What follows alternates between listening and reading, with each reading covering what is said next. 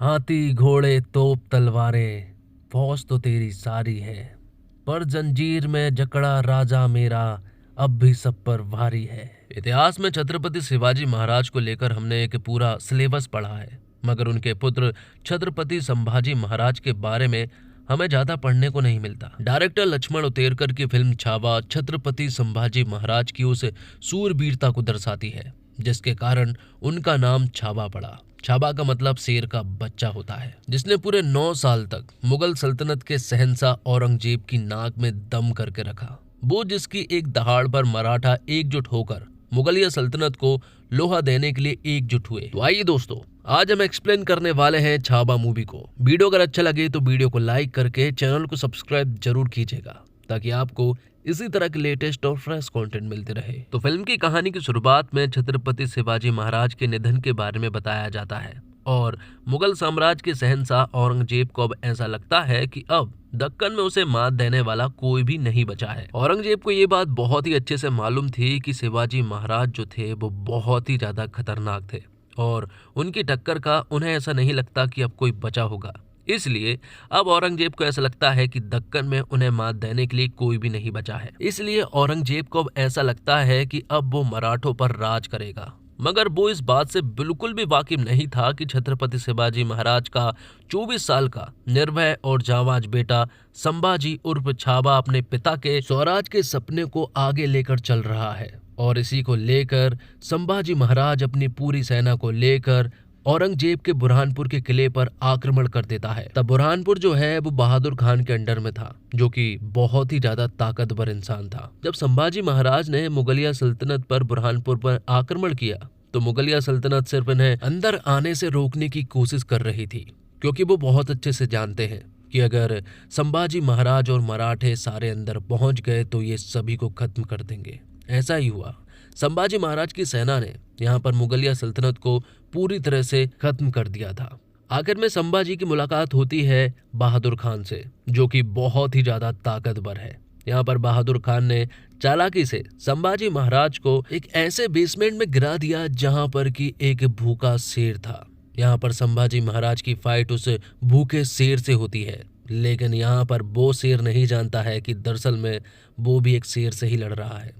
यहाँ पर संभाजी महाराज ने उस शेर के मुंह को फाड़ दिया था और बाद में ऊपर जाकर बहादुर खान को भी बुरी तरह से मात दे दी थी। पल भर के लिए बहादुर खान को भी ऐसा ही लगा था कि साक्षात शिवाजी महाराज यहाँ पर आ गए हो। तो इस तरह से बुरहानपुर के किले पर संभाजी और उनकी सेना ने फतेह हासिल की। संभाजी महाराज का सिर्फ एक ही सपना है कि जो सपना उनके पिता शिवाजी महाराज ने देखा था वो उन्हें पूरा कर सके।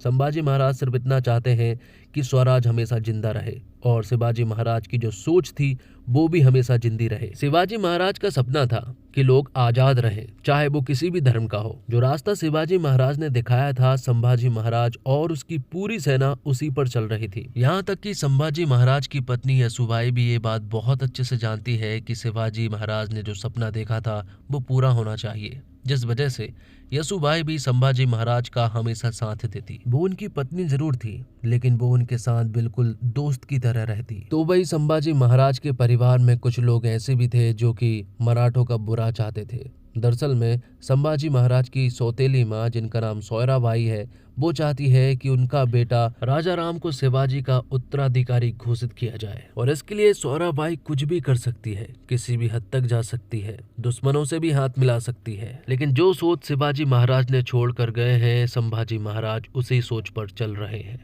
हर किसी पर आंख बंद करके भरोसा कर लेते हैं, क्योंकि संभाजी महाराज को ऐसा लगता है कि वो सारे अपने हैं। लेकिन सोयराबाई के 2 भाई जो कि संभाजी महाराज के साथ ही रहते हैं, वो यहाँ पर कुछ हिस्सा चाहते थे, लेकिन संभाजी महाराज ने उन्हें डांट लगा दी, क्योंकि शिवाजी महाराज ऐसा कभी भी नहीं चाहते थे कि कोई भी अलग हो। जिसके बाद एक खबरी द्वारा यहाँ पर संभाजी महाराज को पता चलता है कि औरंगजेब जो है वो उनके ऊपर आक्रमण करने वाला है। औरंगजेब की सेना जो है वो संभाजी महाराज को ढूंढने के लिए निकल पड़ी है, जिनकी सेना लगभग 8 लाख है, 50,000 घोड़े हैं, 30,000 हाथी हैं और करोड़ों की संपत्ति है।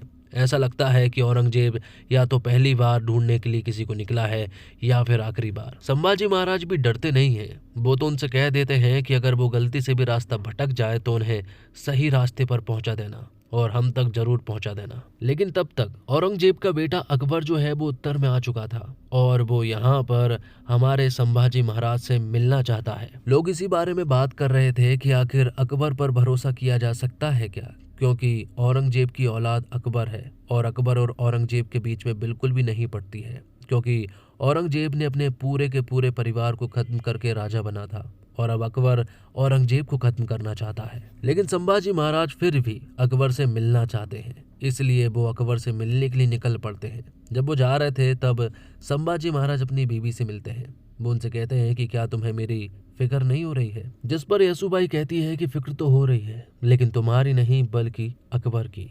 जिसके बाद संभाजी महाराज अकेले ही अकबर से मिलने के लिए पहुंच जाते हैं। अकबर ने एक आक्रमण उनके ऊपर करवाया था जिसमें कुछ 5-10 लोगों ने यहाँ पर संभाजी महाराज के ऊपर हमला किया था, लेकिन यहाँ पर संभाजी महाराज ने उन सभी को मार गिराया था। अकबर कहता है कि वो बस ये जानना चाह रहा था कि हमसे मिलने के लिए संभाजी महाराज का कोई बहरूपिया तो नहीं भेज दिया, लेकिन तुमने तो इन सभी को मार गिराया। तब संभाजी महाराज कहते हैं कि अगर हमारा बहरूपिया भी अगर यहाँ पर आया होता ना, तब भी तुम्हारे इन सैनिकों का यही हाल होता। जिसके बाद अकबर यहाँ पर संभाजी महाराज को कुछ ऐसी बातें बताता है जो देखकर संभाजी महाराज पूरी तरह से हैरान रह जाते हैं। बात कुछ ऐसी है कि सौराभाई और उसके कुछ सेनापति मिलकर अकबर के साथ समझौता करना चाहते हैं मराठों के अंत के लिए और संभाजी को मरवाना चाहते हैं। ये सुनकर संभाजी को बड़ा बुरा लगा और वो अकबर से वादा करते हैं कि जब तक तुम यहाँ पर हो औरंगजेब तुम्हें हाथ भी नहीं लगा सकता। लेकिन संभाजी महाराज को अपनी सौतेली माँ सौराबाई से ये उम्मीद नहीं थी। जो उनके सेनापति थे उन सारे सेनापति को एक जगह पर इकट्ठा किया जाता है और उन सभी को हाथियों से कुचलवा दिया जाता है। आखिर में सिर्फ और सिर्फ सौराबाई के बेटे राजा राम बचते हैं और सौराबाई बचती है। दूसरी तरफ औरंगजेब जो है वो अपने बुरहानपुर के किले में जाता है, जहां वो देखते हैं कि यहाँ की हालत तो हद से ज्यादा खराब हो चुकी है। जब औरंगजेब को ये बात मालूम चली कि युद्ध के मैदान में शिवाजी का बेटा संभाजी महाराज मैदान में उतर आया है, तो ये उनके लिए चिंता का विषय था, क्योंकि वो शिवाजी महाराज को बहुत अच्छे से जानता है। वो बहुत ही ज्यादा खतरनाक है और अगर संभाजी महाराज उनकी औलाद है तो वो भी जरूर बहुत खतरनाक होगा। तब औरंगजेब भी कसम खाता है कि जब तक वो संभाजी महाराज का खात्मा नहीं कर देता तब तक वो अपना तख्त नहीं पहनेगा। और तब से औरंगजेब की पूरी सेना जो है वो हिंदुस्तान के उत्तर की तरफ बढ़ने लगी, जहां वो लोगों को क्रूर तरह से मारने लगा था। इस तरह से मारने लगा कि पेड़ों पर पत्ते कम थे, लाश ज्यादा थी, नदियों में पानी कम था, लोगों का खून ज्यादा था। वो लोगों को इतनी बेरहमी से मार रहा था कि ये सारी खबर जब संभाजी को मालूम चली तो वो पूरी तरह से उदास हो गए, क्योंकि उन्हें मालूम है कि जो लोग मारे गए हैं वो सारे अपने लोग हैं जो कि आज़ादी से रहना चाहते हैं। तब संभाजी अपने सारे सेनापति को अपने पास बुलाते हैं, क्योंकि संभाजी बहुत अच्छे से समझ चुके थे कि औरंगजेब की सेना जो है वो कभी भी उनके ऊपर आक्रमण करना चाहती है। और खबर तो ये भी है कि औरंगजेब की पूरी सेना रायगढ़ को चारों तरफ से घेर लिया है और इससे पहले कि अब वो आगे बढ़े हमें अलग अलग रास्तों पर जाकर उन लोगों का खात्मा करना होगा। तब संभाजी महाराज ने अलग अलग तरह की टीम बनाई और जब औरंगजेब की एक टुकड़ी जंगलों की तरफ गुजर रही थी तब यहाँ पर संभाजी महाराज ने उसी घने जंगल में अपनी सेना को लेकर पहुंच गए और औरंगजेब की सेना को बुरी तरह से मार गिराया। बाद में पानियों के रास्ते से जब औरंगजेब की एक टुकड़ी वहीं पर मौजूद थी तब यहाँ पर संभाजी महाराज अपनी एक और सेना लेकर वहां पहुंच गए और औरंगजेब की यहाँ की पूरी सेना को उन्होंने मार डाला था। इसी तरह औरंगजेब की एक सेना जब एक जगह पर आराम कर रही थी तब संभाजी महाराज की एक सेना यहीं पर छिपी हुई थी। जब वो लोग यहाँ पर पहुंचे तो संभाजी महाराज की इस सेना ने उन सभी को मार डाला था। औरंगजेब की एक सेना और भी थी जो कि पानियों के रास्ते से जंगल की तरफ बढ़ रही थी, लेकिन इस बार भी संभाजी महाराज ने उन सभी को मार गिराया था। इस तरह से औरंगजेब की आधी सेना जो है वो खत्म हो चुकी थी। औरंगजेब को भी ये समझ नहीं आ रहा था कि आखिर ये सब कुछ कैसे हो रहा है। तब औरंगजेब के दिमाग में एक आइडिया आया और उसने कुछ मराठों को अपने कब्जे में करने का सोचा, क्योंकि अगर वो लोग हमारे कब्जे में हो गए तो हम यहाँ पर संभाजी महाराज की सारी प्लानिंग को जान लेंगे। तो वही संभाजी महाराज ने भी एक खबर फैला दी कि संभाजी महाराज की एक सेना अंबे घाट की तरफ बढ़ रही है। तो वहीं संभाजी महाराज की पूरी सेना जो है वो संगमेश्वर में मौजूद थी और वो यहाँ से रात को अंबे घाट की तरफ आक्रमण करने वाले थे। लेकिन इससे पहले संभाजी महाराज अपने सारे सेनापति और सारे सैनिकों को एक सॉलिड स्पीच देते हैं। वो कहते हैं, जिन महावीरों का खून हमारी नसों में बह रहा है उसे बहाने की ताकत औरंगजेब में है ही नहीं। स्वराज की रक्षा करना सिर्फ एक इंसान की इच्छा नहीं है, बल्कि हर एक इंसान की इच्छा है कि इसकी रक्षा की जाए। अब समय आ गया है हिंद प्रांत से इस शैतान को खत्म करने का। बात कुछ ऐसी है कि औरंगजेब ने कई सारे मराठों को खरीद लिया था और ये स्पीच संभाजी महाराज उन्हीं लोगों के लिए दे रहे थे। तो पूरी की पूरी सेना जो है वो संगमेश्वर में मौजूद थी और वो रात के समय में औरंग की तरफ बढ़ने वाले थे और उनके ऊपर आक्रमण करने वाले थे। लेकिन इससे पहले कि सारी की सारी सेना जो है वो औरंग की तरफ आक्रमण कर पाती, उससे पहले हमें मालूम चलता है कि औरंग की सेना ही रात को ही यहाँ संगमेश्वर में आक्रमण करने के लिए पहुंच चुकी है। लेकिन अंबे घाट से संगमेश्वर तक पहुंचने का रास्ता आखिरकार किसने बताया? ये रास्ता जरूर सिर्फ एक मराठा ही बता सकता है और वो गद्दार दरअसल में यसुबाई के दोनों भाई थे, जिन्हें संभाजी महाराज अपना मानते थे, लेकिन वो औरंग की साइड हो गए थे। और फिर बाद में औरंगजेब की पूरी सेना जो है वो संगमेश्वर में घुसने लगी थी और सभी को बुरी तरह से मारने लगी थी। लेकिन यहाँ पर मराठा जरूर कम थे, लेकिन वो सभी पर भारी पड़ रहे थे। जैसे जैसे वो संगमेश्वर में घुसते गए, यहाँ पर मराठा जो है वो उन सभी को मारते गए। हालांकि यहाँ पर औरंग जो है वो बहुत सारे थे, लेकिन मराठों के पास एक जोश और जुनून था उन लोगों से लड़ने के लिए। और संभाजी महाराज यहाँ पर अपने पिता शिवाजी महाराज की तरह बिल्कुल शेर की तरह लड़ रहे थे। उन्होंने यहाँ पर हजारों लोगों को अकेले ही मार गिराया था। औरंगजेब के सेनापति भी बहुत अच्छे से समझ चुके थे कि जब तक संभाजी महाराज के हाथ खुले हैं तब तक तो वो किसी के भी हाथ नहीं आने वाला। सबसे पहले उसके हाथों को जंजीर से जकड़ लिया जाता है। लेकिन फिर भी संभाजी महाराज अभी भी उन लोगों के ऊपर भारी पड़ रहे थे। जो औरंग के सैनिक संभाजी महाराज के आजू बाजू जंजीरों से उन्हें पकड़े हुए थे, वो अभी भी संभाजी महाराज की दहाड़ से डर रहे थे। यहाँ पर कई सारे सैनिक जो है वो अभी भी संभाजी महाराज का साथ दे रहे थे।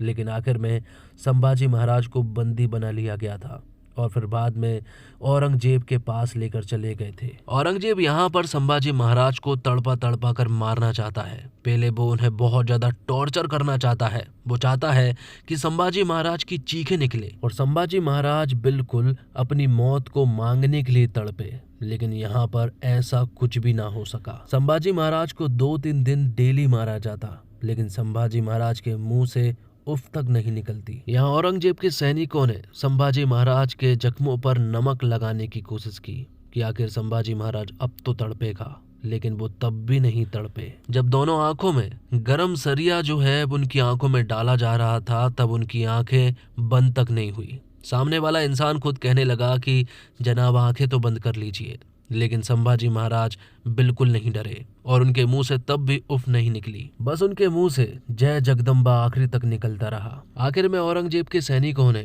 यहाँ पर संभाजी महाराज की जीभ काट दी, लेकिन फिर भी संभाजी महाराज बिल्कुल भी नहीं तड़पे। ये देखकर औरंगजेब को यहाँ शिवाजी से जलन हो रही थी कि आखिर ऐसी बहादुर औलाद उसकी क्यों नहीं है, क्योंकि संभाजी महाराज अपने पिता के बताए हुए रास्तों पर चल रहा था, स्वराज के लिए लड़ रहा था, उनकी सोच को जिंदा रख रहा था। और जब संभाजी महाराज को मारा गया तो उनके मुंह से उफ तक नहीं निकली। ये जीत जरूर औरंगजेब की है, लेकिन ये जीत औरंगजेब को महसूस ही नहीं हुई। तो दोस्तों, जब फिल्म खत्म हो और आपके दाएं तरफ बैठे दर्शक की आंखों में आंसू हो और बाएं तरफ बैठा दर्शक शौक में हो, तो समझ जाइए कि क्या ही कमाल का सिनेमा बना होगा। ऐसी कमाल की फिल्में सालों में बनती हैं। विकी कौशल वो एक्टर बनते जा रहे हैं जिनका ना सिर्फ स्टारडम बढ़ रहा है, बल्कि वो एक एक्टर के तौर पर भी खुद को आगे बढ़ा रहे हैं। वो नया सीख रहे हैं, नया कर रहे हैं। अपने क्राफ्ट को लेकर उनमें जो गंभीरता है वो उन्हें एक नए मुकाम पर ले आई है और छावा वो करेगी जिसे किसी के भी करियर में करिश्मा कहा जाता है। ये फिल्म कमाल की है और इस फिल्म में विकी ने अपनी आत्मा डाल दी है, खुद को झोंक दिया है और ये बात आप हर फ्रेम में महसूस करते हैं। और एक सीन में जब छत्रपति संभाजी महाराज की पत्नी के भाई छत्रपति शिवाजी महाराज के बारे में कुछ उल्टा कह देते हैं तो संभाजी महाराज गरज उठते हैं। इस सीन में विक्की की पावर ऐसी है कि थिएटर में बैठा दर्शक कांप जाता है। आखिर में औरंगजेब की बेटी कहती है, संभा अपनी मौत का जश्न मनाकर चला गया और हमें छोड़ गया अपनी जिंदगी का मातम मनाने। ये बताता है कि संभाजी कितने बड़े वीर थे। ये फिल्म देखते हुए आपको लगेगा कि आप इतिहास की उन गलियों में वापस चले गए हैं। आप छत्रपति संभाजी महाराज के शौर्य और उनकी महानता की, उनकी वीरता को बड़े करीब से महसूस करेंगे। फिल्म का हर एक फ्रेम आपको बांध कर रखेगा, पलक झपकाने का मौका भी नहीं देगा। लड़ाई की सीन बहुत ही सुपर है, बिल्कुल भी नकली नहीं लगते। परफॉर्मेंस इस फिल्म को एक अलग स्केल पर ले जा लेती है। आप इतिहास की इस कहानी को जानकर गर्व महसूस करते हैं कि हम उस देश में रहते हैं जहां छत्रपति संभाजी महाराज जैसे वीर पैदा हुए। आखिर का आधा घंटा इतना ज्यादा हिला डालेगा कि आपको नॉर्मल होने में वक्त लगेगा। और विकी कौशल अपने करियर का बेस्ट दिया है। वो हर फिल्म में खुद को और आगे ले जा रहे हैं। अपने काम को वो कितनी गंभीरता से ले लेते हैं, इसका अंदाजा आपको ये फिल्म अच्छे से दे देती है।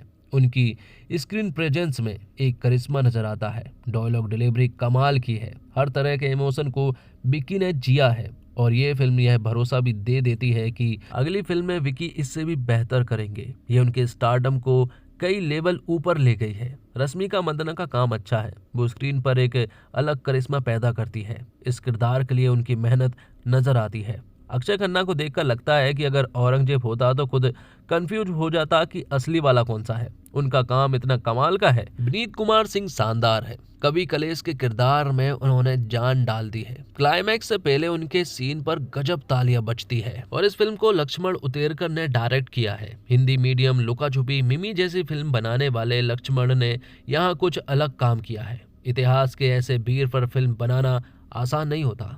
थोड़ा भी यहाँ वहाँ हुआ तो आप पर सवाल खड़े हो जाते हैं। लक्ष्मण ने यहाँ अपना काम ईमानदारी से किया है।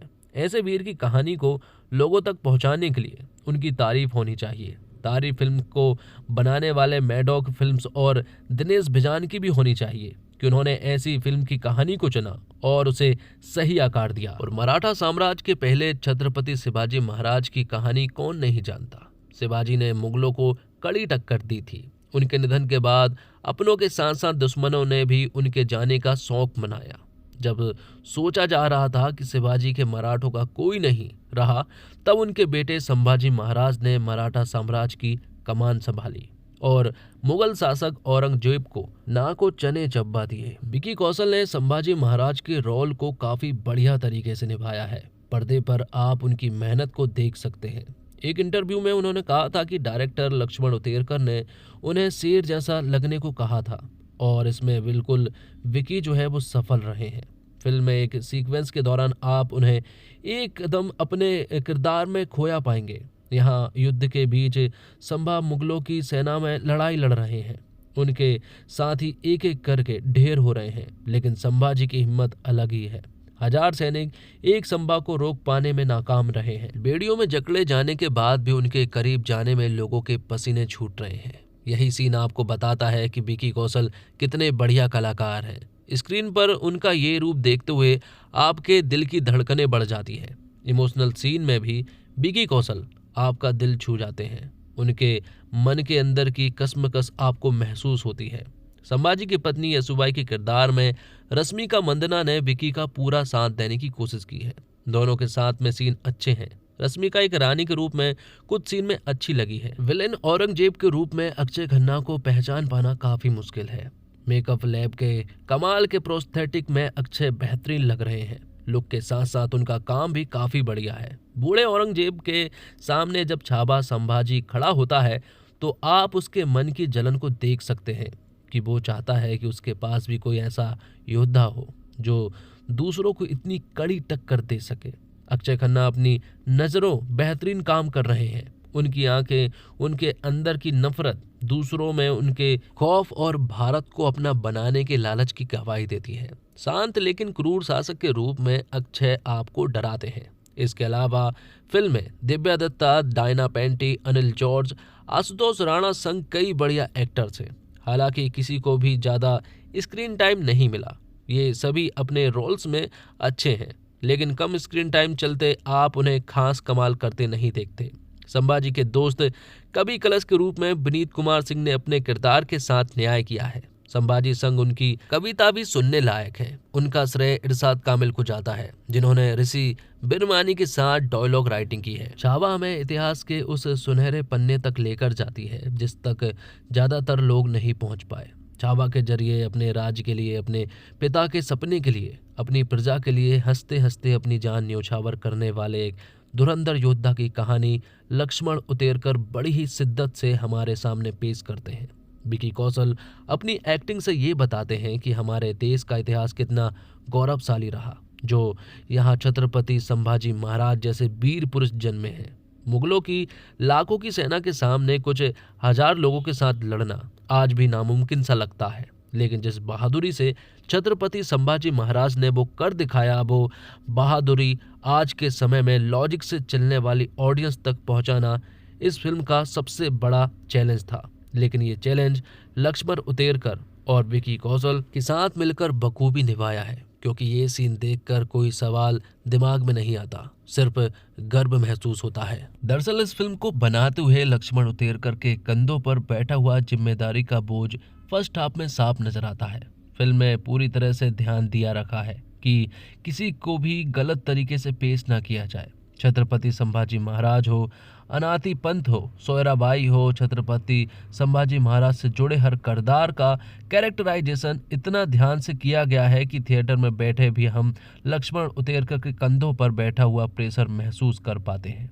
और क्यों ना हो, अब लोगों बड़े बड़े डिस्क्लेमर के बावजूद फिल्में मनोरंजन के लिए देखते हैं। अगर कुछ थोड़ा सा ड्रामा किरदार में शामिल किया जाए तो शायद कल उठकर सोयराबाई या अनाती पंत के रिश्तेदार फिल्म को बैन करने की मांग भी कर सकते थे। और यही वजह है कि जिस आज़ादी के साथ लक्ष्मण उतेरकर ने संभाजी महाराज और औरंगजेब के बीच का टसन दिखाया है, उस लिबर्टी का इस्तेमाल वो फर्स्ट हाफ में नहीं कर पाए। अगर हम चाहते हैं कि भविष्य में भी अच्छी फिल्में बने तो इस डर पर उपाय ढूंढना पड़ेगा। सेंसर बोर्ड ने जिस मराठा योद्धाओं का साड़ी पहनकर मुगलों से लड़ने वाले सीन पर कैंची लगाई है, वो फिल्म का बहुत ही मजेदार सीन हो सकता था। डर, जिम्मेदारी और प्रेशर, इन सभी के बावजूद लक्ष्मण उतेरकर ने सीधे सिक्सर मारा है और विकी कौशल ने इस पारी में उनका पूरा साथ दिया है। भले ही बॉलीवुड में छत्रपति संभाजी महाराज पर फिल्म पहली बार बन रही हो, लेकिन मराठी में उन पर कई फिल्में और टीवी सीरियल बनाए गए हैं। 2.5 महीने पहले भी धर्मरक्षक छत्रपति संभाजी महाराज नाम की मराठी फिल्म थिएटर में रिलीज हुई थी और इस फिल्म में उदयपुर के ठाकुर अनूप सिंह टाइटल रोल में नजर आए थे। उनसे पहले डॉक्टर अमोल कोल्हे ने लगभग 2.5 साल तक टीवी सीरियल में ये किरदार निभाया था। ये दोनों एक्टर फिजिकली बहुत स्ट्रांग दिखते हैं। छत्रपति संभाजी महाराज के बारे में ये कहा गया है कि वो पहलवान की तरह दिखते थे और इसलिए विकी कौशल इसे किस तरह से निभाएंगे, क्या वो इस किरदार को न्याय पाएंगे, ये सारे सवाल दिमाग में थे और विकी ने अपनी एक्टिंग से इस सारे सवालों को जवाब दिए हैं। विकी कौशल में छत्रपति शिवाजी महाराज की झलक दिख जाए, इतनी सटीकता से उन्होंने संभाजी महाराज का किरदार निभाया है।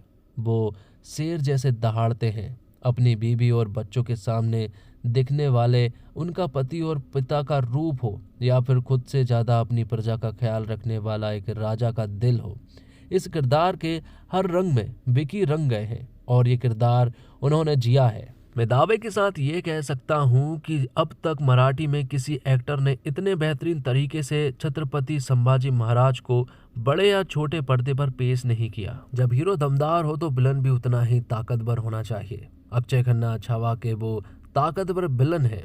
वो इतने बेहतरीन एक्टर हैं कि इस फिल्म में उन्हें देखकर उनसे नफरत हो जाती है। उनकी झलक बड़े पर्दे पर देख हमारा खून खौल उठता है। कवि कलश के किरदार में विनीत कुमार सिंह भी छा गए हैं। फिल्म में रश्मिका मंदाना की कास्टिंग क्यों की है, ये सवाल सबसे पहले भी था और आज भी है। छत्रपति संभाजी महाराज की साउथ इंडियन एक्सेंट वाली पत्नी हजम करना थोड़ा सा मुश्किल होता है। यशुबाई कोंकण से थी, यहाँ तो लग रहा था वो हैदराबाद से थी। चलो मराठी एक्सेंट से ना सही, लेकिन वो अगर हिंदी में भी ठीक से बोल लेती तो भी चल जाता। तो इसी के साथ ये वीडियो यहीं पर समाप्त होता है। तो दोस्तों उम्मीद करता हूँ आपको वीडियो पसंद आई होगी। वीडियो पसंद आई हो तो वीडियो को लाइक करके चैनल को सब्सक्राइब जरूर कीजिएगा। ताकि आपको इसी तरह के लेटेस्ट और फ्रेश कंटेंट मिलते रहे। मिलते हैं एक और कमाल की वीडियो के साथ, तब तक के लिए आप हमारे चैनल के साथ बने रहिए। धन्यवाद। जय हिंद, जय भारत, जय श्री राम।